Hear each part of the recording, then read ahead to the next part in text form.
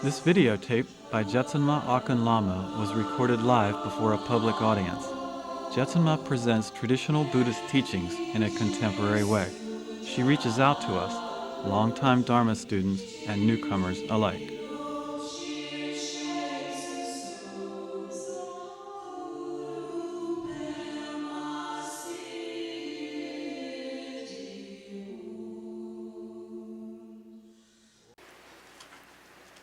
When Lord Buddha walked the earth, he taught us the Dharma. Of course, it was him that originally, in this aeon, this fortunate aeon, brought us the Dharma.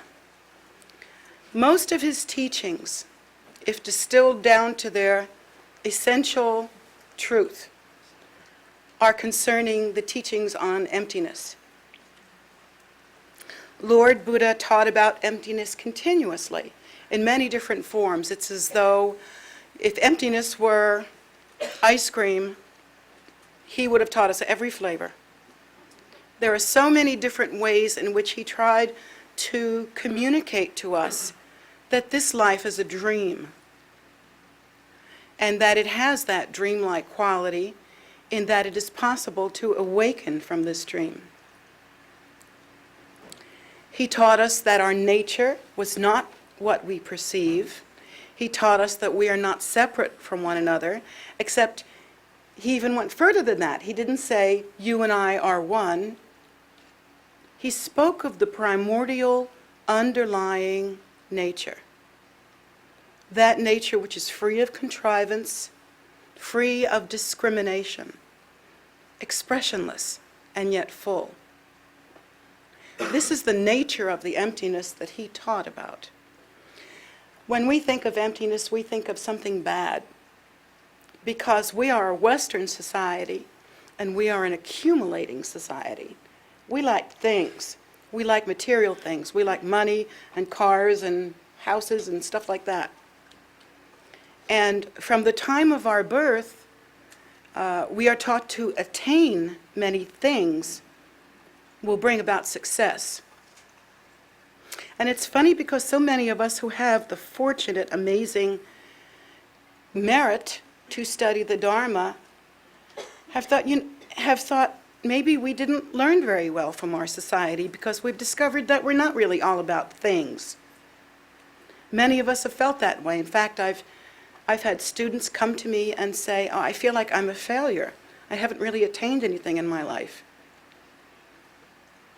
Okay, but saying that you haven't attained anything means nothing to me. I'm not interested in whether you have a car or some clothes, or I hope you have a warm bed and some food to eat, but I really don't care about the rest of it. I am more interested in one's character, one's qualities, and particularly habitual tendencies that we learn throughout our lifetimes. But Lord Buddha taught us about emptiness, and he taught emptiness in a way that we Westerners have a great deal of difficulty understanding. Because thank you, when we think about emptiness, we think about desolation, no-thingness, nothingness, no-thingness. We see an absence of. We do not understand the primordial nature that is so free of any kind of boundary or contrivance, the unsurpassed primordial view. Now, when I say it like that, it doesn't sound like desolation, does it? It doesn't sound like no-thingness. It sounds like something else. And therein lies the problem, because we're still fooling around with thingness. We either have things or we don't have things. It's either empty or it's full. That's our Western understanding. But Lord Buddha taught differently. He taught us that we are locked in a dreamlike state, that each of us perceives our environment and our experience according to our karma and according to our habitual tendencies that we have practiced again and again throughout time, since time out of mind. Lord Buddha taught us that this has not been our only body, that we have had many bodies and we have appeared throughout samsara in many different forms. And yet all of that's very difficult to understand. Because here again, in a Western society, not only are we very much concerned with things, with accumulation of things particularly, but we're also very concerned with time and space and the exact measurement of that, to the degree that none of us can experience now. Just now, the richness of that view, just for 1 second, 1 instant. There again, we're speaking of time, aren't we? But our thoughts are always controlled by time, always controlled by space. And again, with that attachment to thingness, we see it almost like a grid. Time and space meet here, that's where the thing is. This time and space meet over here, and that's where that thing is. And that's kind of how Westerners think. It's very difficult to be a Buddhist if one is also a Westerner. And the reason why is because the primordial teaching, the underlying foundational agreement, is Lord Buddha's teaching on emptiness. See? And for Westerners, we think that we have not only self, but there is other as well. We think that, yes, if we make prayers, and if we make prayers, we must be making prayers to an external deity. We think that as well. So Westerners have to make a lot of change, a lot of internal, deep checking and looking and seeing what is our tendency, what is our habit, how do we think. As Westerners, we have to learn to unravel the thinking that is so full of contrivance and so full of discrimination that we really are locked into the view of phenomena as being essentially real in its nature. But Lord Buddha did not teach like that. He taught us to understand differently. How to explain the nature of emptiness to a Western society. Wow. Big job. Very big job. But you have to understand that we as Westerners need to own it. We need to be owning these ideas of emptiness, these very Eastern ideas. Of course, I'm hating to talk about ownership because that goes to thing, doesn't it? But you see what I'm saying in a sense of understanding that these are our teachings as well. Yes, we were born into a confused society. Western society has taught us to cling to material things. We were taught that if we have lots of things, we'll be happy, and if we have lots of people around us with lots of things, we'll be happy. And we're taught that other people make us happy. And this is not what the Buddha taught. So we have to gradually untangle this ball of yarn and try to figure out, how do the Buddha's teachings apply to me? How does that work for me? If we let Buddhism be only an Eastern philosophy, and we give up in thinking, well, I'll try, I'll practice, but I'm not sure I can get that there is no external deity or anything external, really. How can I possibly understand that? Well, I'll put on the robes and I'll try. Well, that's a good start. And I'm not about to laugh at that. That's the way to go. You put on the robes and you begin. And everybody begins exactly where they are.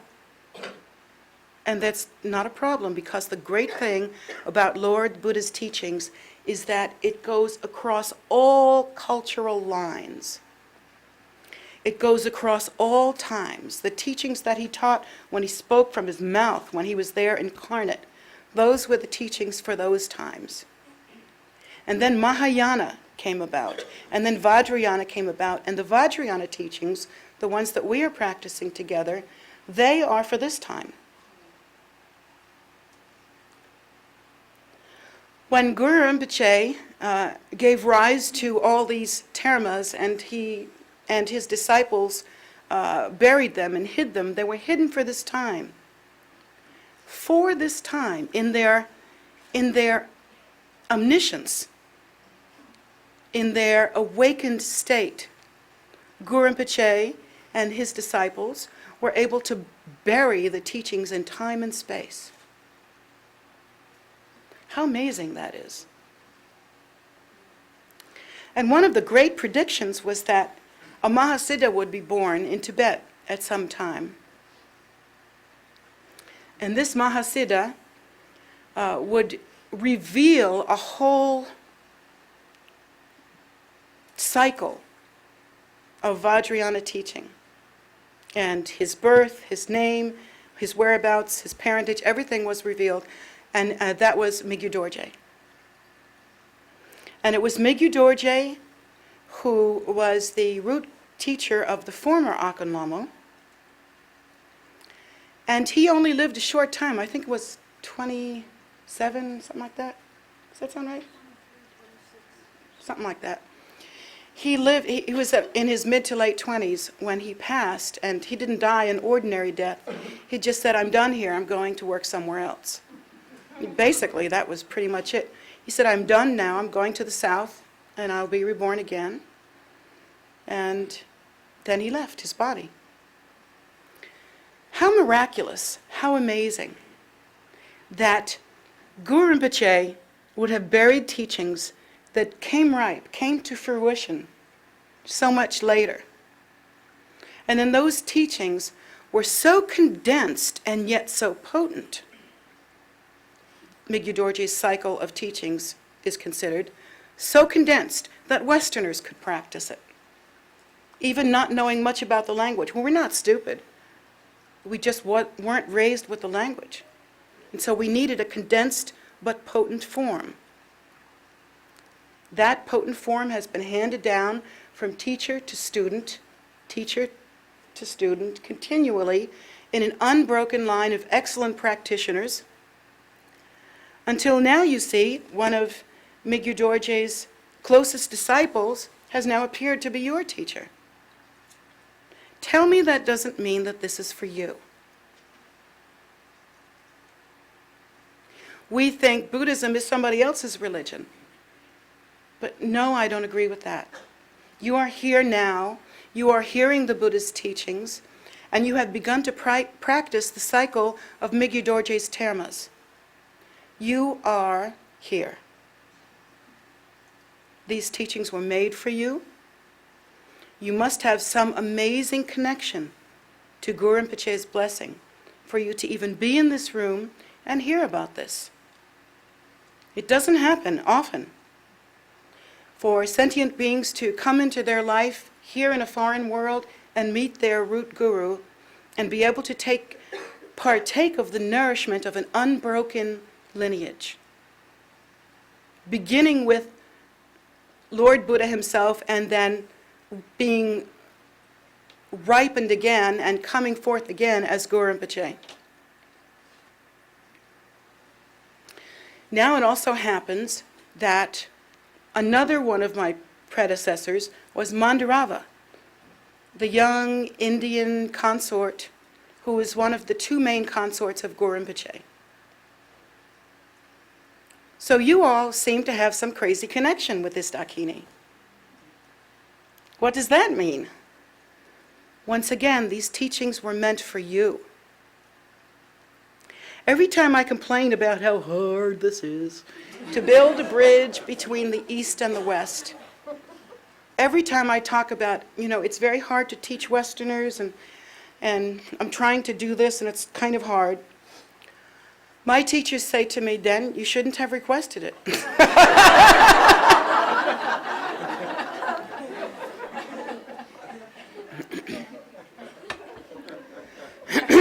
And both my teachers have told me that, and I actually know of this, that I asked to take the most troubled students, or, no, hold on. That means a student who is ripe, potentially, but has obstacles. That's not bad. Most people never get near ripe. Most people never get anywhere close to that. And so, to have your opportunity ripen like that, and to arrive on the path and meet the teacher with this amazing direct connection that goes all the way to Guru Rinpoche. You have to say to yourself, this is something. This is really something. We make a mistake, I think, thinking that we're living in two worlds. There's only one world. And as Westerners, we think we have to live in two worlds. But there is only one world if we accomplish correct view. And that is the world of bodhicitta. You see, everything that we perceive as phenomena is completely undistinguishable from emptiness. We can't realize that because we are constantly in reactive mode. There's no space in our minds. We are constantly reacting, and to react, we are constantly affirming the reality of self and nature and the solidity of other, and the distance between. And that's what we do. We hold on to that. We think this is our world. We're living in two worlds. And yet the Buddha taught, this is a dream like any other dream. If you were to dream about measuring something, and in your dream you held a ruler to something to see how long it was, do you think that would be the exact right measurement? Is that even a good question?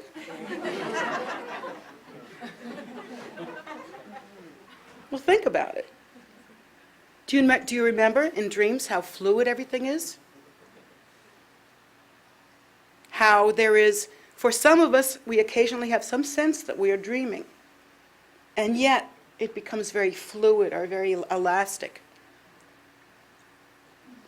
Well, although we don't realize it, well, we wake up from the dream and we think, oh, good, everything's solid here, I can measure. But in fact, you have just gone from the bardo of one dream to the bardo of another. Everything that we experience is a bardo. If you've read the Tibetan Book of the Dead, you think, oh, bardo happens after death. But that's not true. We are in bardo now. Bardo is simply passage. And we are passing through certain conditions that are absolutely controlled by our karma and our habitual tendencies. Even the rules that govern this world, that are thought up by the scientists, starting with Newton and Galileo and all those really famous guys who measured stuff. We think those are right rules. Those are the rules for the world. If you go this far, you get there. And yet, there is no difference between this bardo and any other bardo that one experiences. In each one, there is a set of rules. There are perceptual guidelines and different sorts of conduct, different sorts of appearances arise. This is simply the appearance of this life. And yet, because we are Western materialists, we work so hard to make this life successful. We work until we're 65 years old, so hard. Many of us more than one job. And then now we find out we've got to work longer than 65 years old. And it just never ends. We work every day, we work every day, we work every day. We try to make whole lives into the 2 little days we get off. And this is how we feel it is. And yet the Buddha has taught us that, once again, that we are in a dream. It's so hard to understand that even the guidelines that we are told to go by, how many feet are in a mile, how many pounds are in a ton, all those measuring things, length, distance, time, all of this is created by consciousness. The consciousness of this bardo. So although we agree on measurements written down and things like that, each and every one of us has an unbelievably different experience. When your experience of pain is much different from somebody else's. Your experience of sorrow is much different from somebody else's. Even your experience of dimension and size of things is much different. Each one of us resides within a pristine bubble of our own nature. Like 2 mirrors looking at each other. We seem to reflect emptiness and yet see something. And yet under all of that is the primordial nature, which is free of any distinction, free of any contrivance, free of any concept.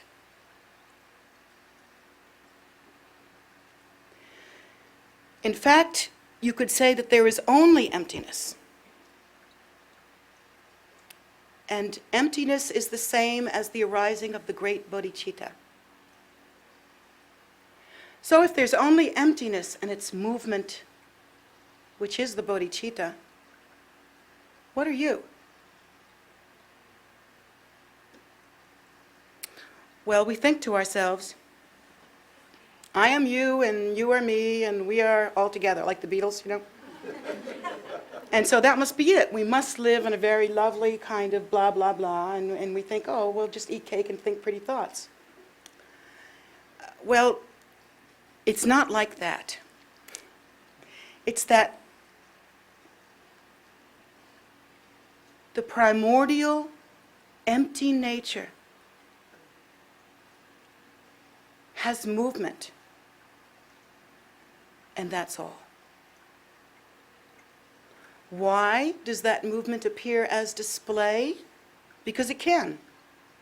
Because emptiness is the mother of infinite potential, just like white Tara is the mother of all the Buddhas.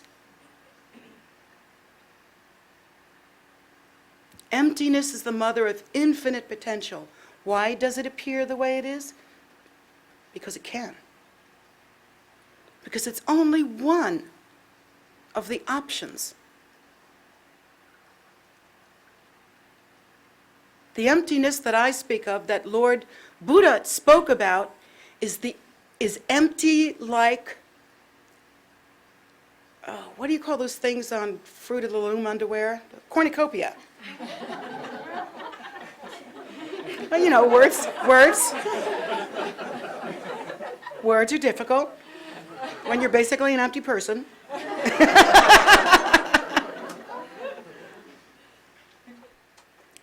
Emptiness is like a cornucopia in a way. Unborn, uncontrived, potential, naked. And then its first movement is the bodhicitta, like the sun and the sun's rays, like that. It's a very good example, actually. And so we are are trying to understand how exactly that can be. How can it be that we are in this situation and we have things and you appear over there and it seems like you're way over there, and how is it that it's happened this way? Again, it is because of our own perceptual habits, our own habitual tendency. And yet, I say again, back to the basics. There is only emptiness and its primordial display. So how is this?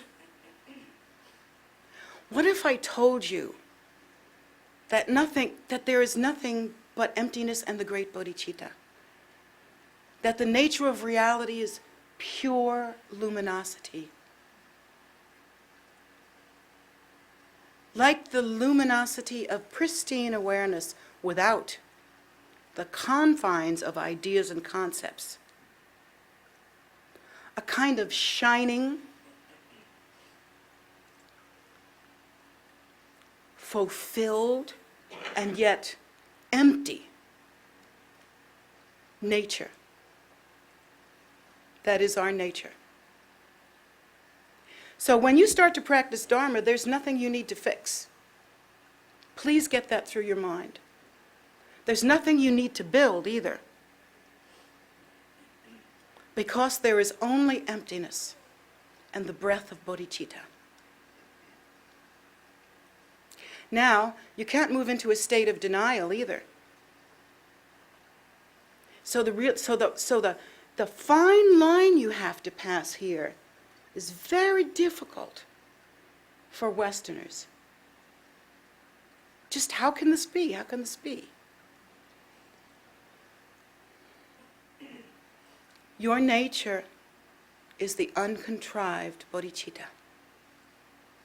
You are the first and only movement of emptiness. You are the rainbow display of the primordial uncontrived nature. And I'm not blowing smoke up your behind. That is the truth. You can't fix it because it's already there and incomplete. When I look at you, I see Buddha. I see Lord Buddha. And so, even though each of us has that habit of considering ourselves separate and defined, we have this. We have Dharma, which is nothing but method. That's what Dharma is, it's method.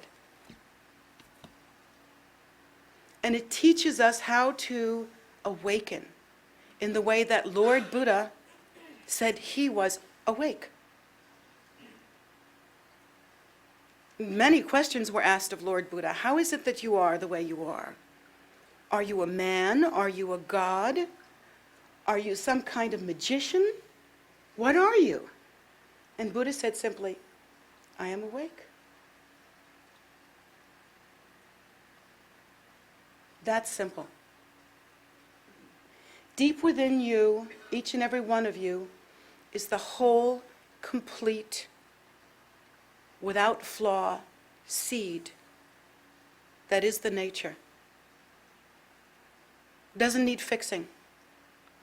The only thing that needs fixing is habitual tendency. Beyond that, there's nothing to change.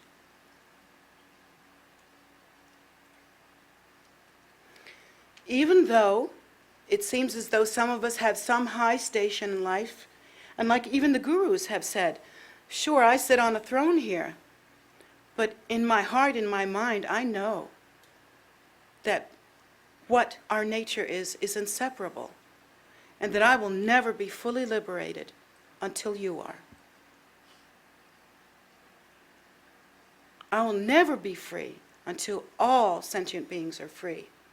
And it's my heartfelt prayer that I'll be the last one, the very last one here, pushing the last, next to the last one, forward, if I can.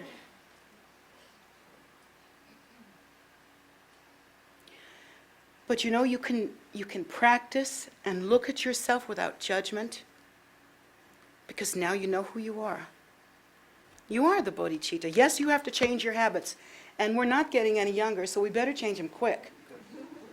But the judgment, the guilt, the self-hatred, the hatred of others or judgment of others, it has no place here.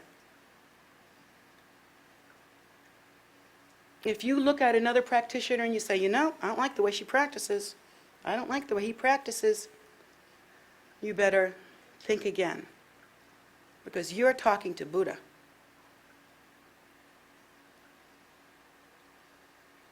And yes, we have the discrimination to know that we bow to our teachers, we bow to the three precious jewels, the Lama, the Buddha, the Dharma, and the Sangha, because these are not the spawn of samsara.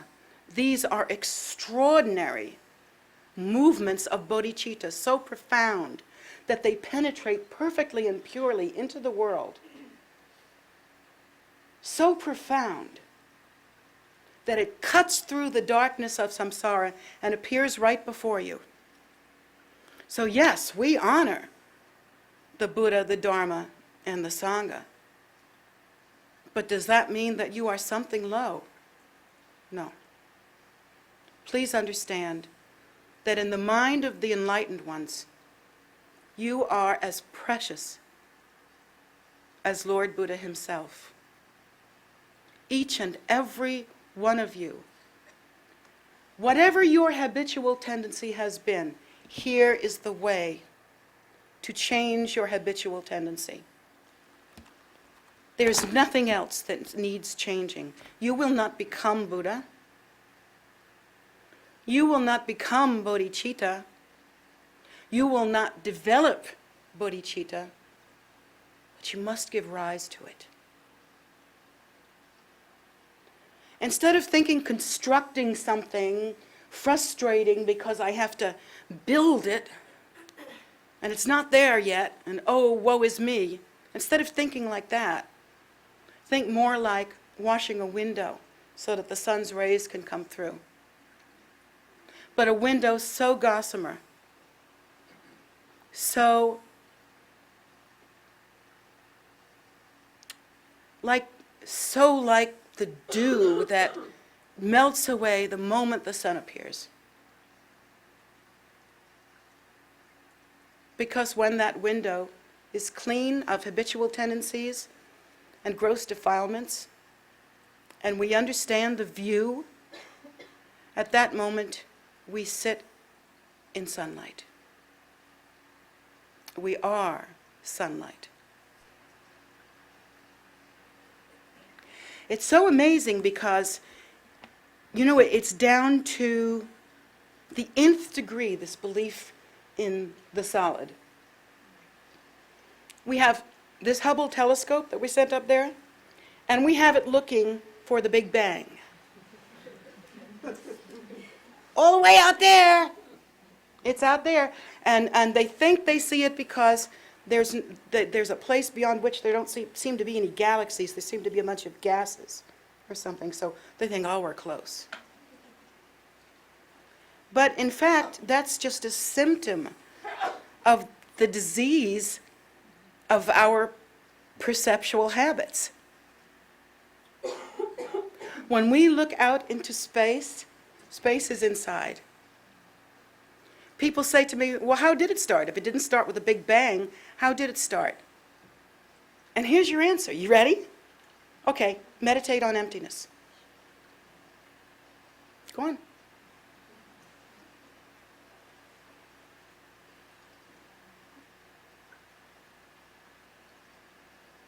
Okay, open your eyes when you've lost it. That was it. That was it. That was the beginning. Consciousness. It's all about consciousness, not about time and space. When did the world appear? When did phenomena appear? When you arose out of emptiness. When you, as the great bodhicitta, fulfilled your potential. And yet here we are, lost because we were so good at it. And we struggle and we struggle. And Lord Buddha, Guru Rinpoche, all the great teachers of the lineage have said, wake up. Don't waste any time on judging yourself or anybody else. Don't waste any time on any of the phenomenal thoughts that you have. Don't waste any time on thinking that we are separate or anything that gives us even more solidity. Don't waste any time on that. Instead, develop the habit through practice of meditating on emptiness and then arising in our nature. Eventually, and I can tell you this, I know this, eventually when you meditate on emptiness and then arise as the great bodhicitta in your practice, in generation stage practice, it will become a habit like your other habits. And the more you do it, the more the scale tips that way. Nothing's changing, but you have a new habit. When we practice generation stage teaching, we practice that first there is emptiness, then maybe there is a lotus with a sun and moon seat, and then maybe there is a seed syllable like Hong, and then maybe the deity appears. Many, many generation practices are like that. Do you know what that is? You're practicing for your rebirth. You think that you came from the vagina of a woman. You think that your body is gross and corporal to the point that it ages and dies. Because that's the nature of gross corporal things. But when we practice meditating on emptiness, giving rise to the lotus, sun, and moon seat, if we were to have pure view, we would understand that that is the nature of our birth.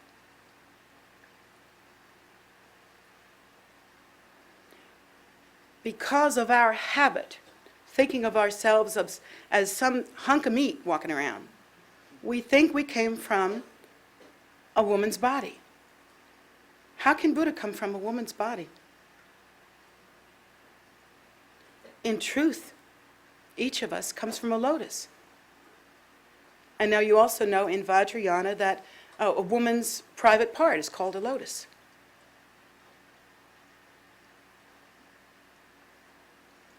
So from emptiness, we practice the awareness that we arise spontaneously, first as on the lotus throne, and then as the seed syllable Hong, or whichever the seed syllable happens to be. The seed syllable is the birth of pure awareness. And so we are practicing that when we visualize the seed syllable. And then when the seed syllable transforms to the deity doesn't have a fleshy corporal body like us. The deity has like a gossamer body, more constructed of light. If you can imagine a radiance that takes form. The deity is like that, not solid, like us. And we are practicing to be reborn in Dewa-chan. And so there's reason and rhyme for every single word here. I beg you to follow the Buddha's teachings. It's the only way to escape the narcotic quality of samsara. The seductive, narcotic quality that says, forget emptiness, come over here and play with this.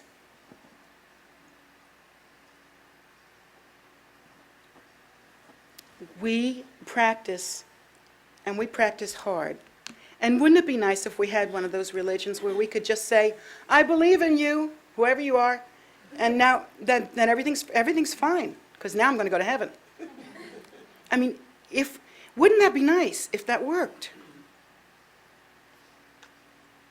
Well, in a way, yes, and in a way, no. But in a way, it wouldn't be so nice because that means that something else is Buddha and you're not. So you need saving. But it's also saying that cause and effect don't matter. And this the Buddha taught very strongly, that cause and effect is everything. If you create the causes for happiness, you will have the result of happiness. If you create the causes of clearing the mind of obstacles, you will have the clarity of mind. And so it's all about cause and effect, method. And this is the way. Lord Buddha did something that no one else did. He left us the path. Method. Exact method. Visualize this, recite this, move your mind in this way, and then as you go further on, when you go to New York and you take your retreats, there's not only Ngundro, but there's the 3 roots, and there's Salung, where you learn to control the winds and energies of the body, and therefore the mind. And then there's Trekjod and Togyal, where you break through the limitations of consciousness. No one else left, from soup to nuts, such a method. And this is why I beseech you to be kind to yourself, to chow down on the nourishment of Dharma, to put away the things that never brought you any happiness anyway. It's insanity to repeat the same formulas if they've never worked. Lord Buddha has told us that a virtuous mind is a happy person. And I'm here to tell you it's the truth. I've met so many people and had close relationships with so many students, and I can tell you across the board, bar none, nobody is as miserable as a person who is self-absorbed. Nobody. It's a misery that I wouldn't wish on any sentient being. And the way out of that is in the teaching and the practice. One of the things that Lord Buddha taught us to do is to take a vow called the bodhisattva vow. And that is a direct display of the bodhicitta, because here we are back in line again, in a way, understanding that all sentient beings are themselves Buddha, and that we should do everything we can to help them attain liberation. And so now we're back in line with this understanding of our same empty, uncontrived, luminous nature. And its holy breath, which is the bodhicitta. Now we're acting like the bodhicitta. And that's why we take that vow. In fact, once again, you have to understand that even as Lord Buddha gave us vows to practice, these vows are meant to loosen our self-cherishing and yet give rise to Vajra courage and confidence and awareness, knowing that we are Buddha. So we put away the ego cherishing and bring forth this idea that we are that nature. And we take these vows, and eventually we develop these new habits. When we take the vow of the bodhisattva, it's really completely inseparable from teachings on emptiness. Because Lord Buddha told us to act differently than what we would normally act. I might be very loving and very friendly toward my family and towards the people I like. And you might do the same. You love your wife, your husband, whatever, your children. We love them. They are precious to us. But Lord Buddha said, that's good, but go beyond that. Lord Buddha said, all sentient beings have been our mother. Why did he say it like that? What is the mother of us all? Emptiness. All sentient beings not only have been our mother, that's one way to understand it, but are the same primordial nature without distinction. When the enlightened ones look, they don't see where they end and you begin. And so naturally the bodhicitta arises, because it is our nature. And so having said that, we're going to take some vows. We'll be taking the refuge and bodhisattva vows, and then for those of you that are ready, we will take the renunciate vow for lay practitioners. Now, once again, the refuge and bodhisattva vows are given very freely. Because when you take refuge, it means that you are honoring the three precious jewels and you are understanding that they are not of samsara, that is something distinctive and precious. It's the beginning of understanding that you are that also. But you have to start somewhere. And so we start with that vow of taking refuge. I do not take refuge in samsara. I take refuge in enlightenment, which is the Lama, the Buddha, the Dharma, the Sangha. And as for the vows of bodhicitta, in one way you could say, ain't no big thing. Because if you are moving toward enlightenment, then you must accept your nature as the bodhicitta. And the bodhicitta is that which is compassion towards all. Like the sun's rays bathing us all golden and nurturing each one of us.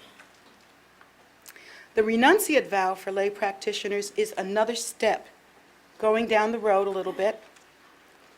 And what we do is we realize that we have thus far taken refuge in ordinary things, which seems like a great idea when you're, say, 25. Because you're looking good, you're feeling good, everything's good, the whole world's in front of you, and you can just imagine all kinds of great things that are going to happen.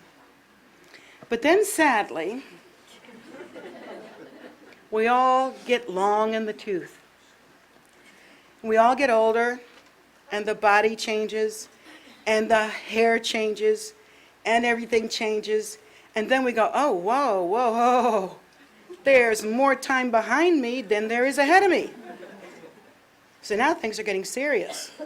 But we go through a middle-age crisis, and that solves the problem. And so then, further and further, until we're so old, then we go to the Lama and say, oh, I really have to get enlightened now because I'm getting ready to die, but I really can't do prostrations, I'm too old. So I'm encouraging you that this is the time. Believe me, even if you're only 25 and absolutely gorgeous, you're going to get old. There's no one that's escaped it yet. And you won't be the first. And so we must use this time, this dream state, which is so full of blessings that we actually have the capacity and the time and opportunity to practice. The time to do it is when you're young. To cultivate the mind so that as you get older, you have learned good thinking, good concentration, good meditation, good acting, good working, good everything. You've learned how to express the nature. If you wait to practice until you get old, there's not much time. I'm not saying if you're old you shouldn't start. Start! Now!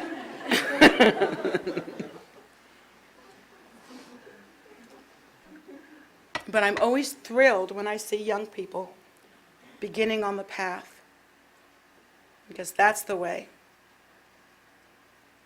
It's brilliant to do that. There's so much, so many opportunities, so much time. And you don't develop more time or more opportunities by not taking opportunities. In fact, they say on the path, Every day you must think about the next day. You must create the merit this day so that the next day will remain firm on the path. And every day we should do that and think in that way.